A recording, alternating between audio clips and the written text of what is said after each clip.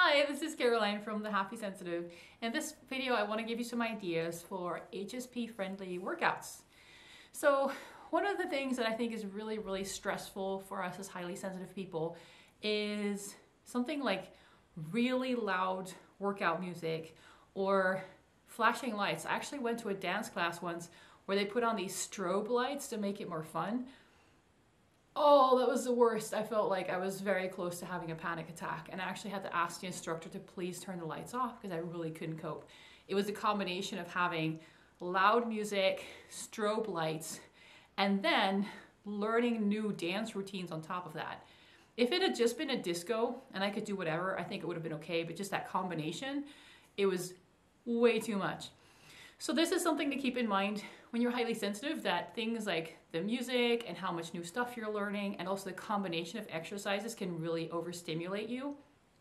And so one of the things that I find is really helpful is any kind of exercise where there's a slow, steady build-up, so you're learning things thoroughly and slowly, or it's quite straightforward and repetitive, or there's an element of repetition and an element of novelty, but you kind of know what to expect.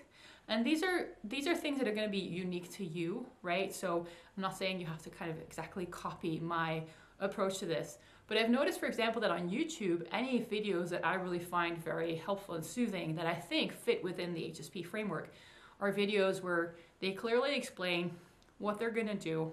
You can actually see them do all the movements. So you're not like in your brain wondering like, what are they doing? Like, I can't see, you don't get that kind of extra going on in your head. And then also the kind of exercises they do are pretty straightforward and simple. They're just kind of doing one thing at a time, or maybe at most two things at a time, right? So for example, you could be doing some kind of squat, and then coming out of the squat, you have weights and you lift them above your head, but it's not gonna also have you do like some kind of turning movement and three other things at the same time. So okay, playing around with YouTube videos over this lockdown period, there's been some channels that I think are really good. They're really good at explaining stuff. They're very good at giving you varied and detailed and thorough routines. But I've just noticed that some of them, when I start doing them, there's just too much happening at the same time. There are too many different movements happening at the same time, and it's really overstimulating emotionally and physically, especially if you're working muscles that have gotten a little sore or stiff, and there's probably emotions locked away in there as well, and you're really focusing on those moves. It can just create a lot. It can just be a lot. And so some workouts, I would find myself breaking down into tears after 10 minutes because it would just be so overstimulating and also emotionally triggering like all these different muscles that would get activated, and it was just too much. So I've really switched to workouts that are pretty straightforward, just doing one thing at a time so that I kind of have that overview and there's not too much happening at once, and have really kind of calm, upbeat and steady, but calm music. Because that's another thing, like a lot of workout videos, they prefer to have this really kind of loud, seemingly upbeat, but kind of upbeat in a stressful way where you're just like, okay. Instead of just kind of like calm, steady, upbeat. So this is my current favorite YouTube workout channel right now. It's called Juice and Toya. And I think they do a really great job of just having workouts that are varied, but it's not too much at the same time. There's really clear instructions. I really like the music. It's the kind of music you need for a workout where it's kind of like keep going, but at the same time it's calm. The workouts are not too long. They have a lot of 20-minute workouts, which I think is perfect because 20 minutes is something that you can usually squeeze into any day. And it's a kind of workout where if you do it every day, you're not going to be exhausted or overwhelmed or sore, but also it's long enough to really get a workout and really build up some strength. So that's something that's, there's a lot going on YouTube that you can try out, which is really great. The other thing I found is really great for kind of my HSP self is running. Of all things, because I used to really hate running in high school. We had to do it sometimes, and sometimes we had to do the Cooper test, where it's like kind of like beep and you have to run back and forth, and I hated it. I hated it so much. I didn't enjoy it. I felt like I was being bossed around. It was just, I always felt at the end like my lungs were on fire. I just never really liked that kind of workouts. There's other workouts I enjoy, but running has never been one of them. And then a few years ago, I live in a place where it's actually perfect for running. There's like a nature area really close by. You can go for trail runs there.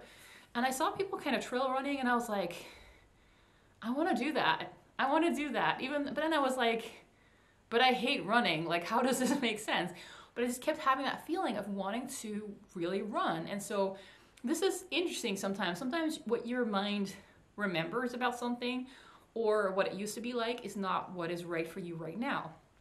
And so if your body is telling you something, if you're seeing somebody do some kind of exercise or something, you're like, part of you is like, I want to do that. You know, it's worth exploring. Like, is there a way that you can do that? So that's what I did. So I was like, okay, well, I'm bad at running. I don't like running. I feel like I'm out of breath really quickly with running. So how do I start? How do I do this? So I kind of Googled around until I found a personal trainer who said, you know, you can just start with a minute, run for a minute, then take a break of equal length. So if you're running for a minute, you take a break for a minute, and then you just repeat that a few times. So the first time I went running for 4 times 1 minute with a 1 minute break every time. And then the break I would just walk. So running a minute, walking a minute, running a minute, walking a minute. And after those 4 minutes, I was out of breath. I was like, I can't do any more. So I went home, right? So I'd gotten into my running gear for just 4 minutes of running, and I went back home. But then the next day, and this is really interesting, I felt like going again, and I felt like doing the same thing twice. So at the end of the 4 minutes, I felt like I wanted to do it again. And so I actually did 8 minutes of running that day, which, looking at the amount of minutes, that's not a lot, still just 8 minutes. But looking at the progress, that's 100% increase of running, right? So then I knew I was onto something that worked for me. I was like, oh, this way I can actually start running and get better. And so that's what I've been doing. I've been increasing the segments that I run for, and I've been playing around with the breaks. And currently I'm at like 3 times 17 minutes. And I take 10-minute breaks in between to walk. So I can really just, you know, gather my breath. But, you know, sometimes I go running with less of a break. And sometimes I just run through the break and just keep running.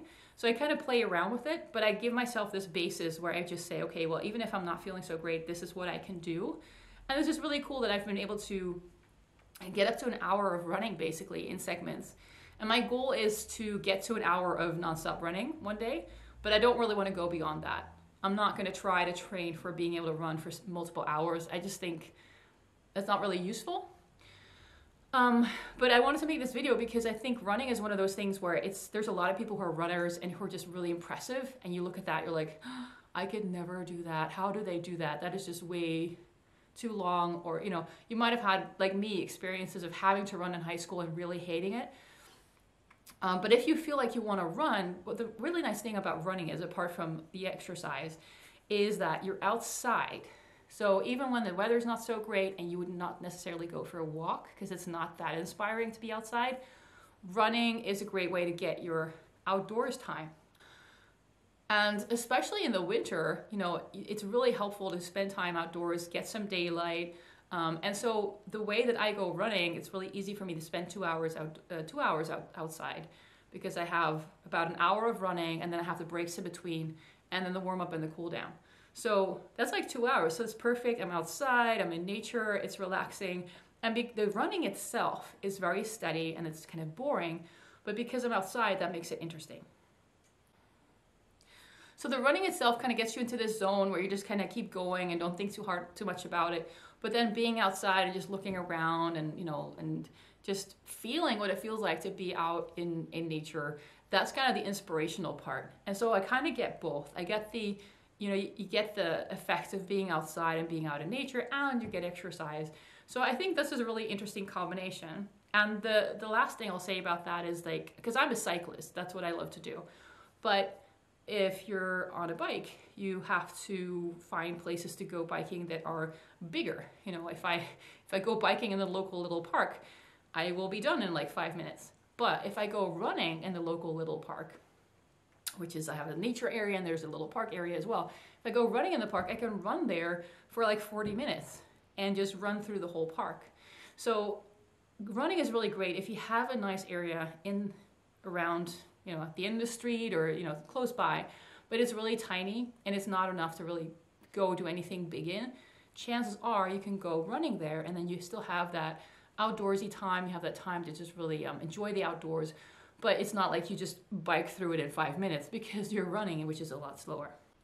You know, so on days when the weather's not so great and you would not necessarily really go out and go further out for cycling, but you know, maybe there's an hour where it's not raining, or there's an hour where the sun comes out, that's perfect for running. So running is this really flexible exercise in this way that I think in that way is very HSP friendly. You get the outdoors, you get movement. It's a very rhythmic, simple kind of exercise, but it is something where you can constantly improve. You can play around with how long you go running. You can play around with how fast you go. You can work on technique. There's a lot you can do there. So it's got a lot of flexibility, and it's easy, it's accessible. All you really need is shoes. I know exercise is usually talked about as like, you know, for weight loss or for health in general, or for strength, but exercise is also really important for your emotional health and for your creativity and for your sense of inspiration. It's really just getting your blood flowing, you know, sweating, just getting everything in your body going really helps you with all these other aspects of your life as well. If you're feeling emotionally stuck, chances are you start exercising, something will bubble to the fore. If you feel creatively stuck, you exercise more, chances are it'll just get those ideas flowing as well. So I really see exercise as part of just having a healthy life overall. It's not just for if you're, you know, wanting to get fitter or you're wanting to lose weight. It really just belongs in a healthy, creative, happy kind of lifestyle, even if you're not good at the exercise. That's why I wanted to put that in, because I'm not a good runner. Okay, like I can run for a certain amount of time, but I'm pretty sure that if somebody came with me, they'd be like, oh my God, you're a terrible runner. You're just terrible.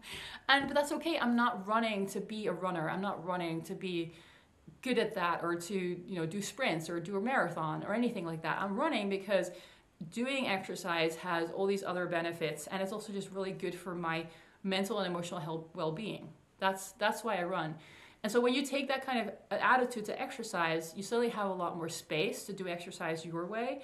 And yeah, you'll get those benefits of having better fitness levels, having more strength as well. But it doesn't have that focus. It's not like, oh, I can only do this much, so there's no point. Like, no, like the running and the exercising and the sports itself, they do something with you as a human being, or just gets things flowing, gets things moving. So yeah, in short, like exercise is important for everyone, but there's a lot of benefits to exercising that have nothing to do with fitness or weight loss per se, that are more about how you function as a person. And one thing to keep in mind when you're highly sensitive is that you can actually get overstimulated from certain kinds of exercise. And it's good if you find that exercise stresses you out, or you have these like emotional outbursts, chances are there's too many things happening at once. And it really helps when you just simplify it down to picking something that's quite either straightforward and one thing at a time, or it's quite a monotone kind of exercise, like, you know, like running. But you can make it interesting through the music that you listen to or the places that you go if you're going outside. So that way you have more control over the stimulation levels that you expose yourself to, because ultimately you want sports and exercise to be a relaxing thing. You don't want it to be like another thing on your work plate that you have to you have to kind of like struggle through to manage. That's not the goal. It needs to be something that you feel good doing. All right, this is Caroline from The Happy Sensitive. Thanks so much for listening. Bye-bye.